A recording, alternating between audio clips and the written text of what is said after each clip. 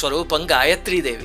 శాస్త్రంలో ఒక మాట ఉంది, నగాయత్రా పరం మంత్ర నమాతు పరదైవతం అని. అంటే గాయత్రి మంత్రాన్ని మించిన మంత్రం ఇంక అసలు ప్రకృతిలో లేదు.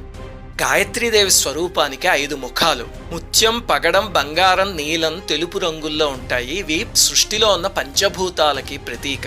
అమ్మవారికి 10 చేతులు ఉంటాయి. వరద అభయహస్తాలు, 2 తామర పువ్వులు ఉంటాయి. మిగతా చేతుల్లో అంకుశము, కొరడ, కపాలం, గద, శంఖం, చక్రం అవన్నీ ఉంటాయి.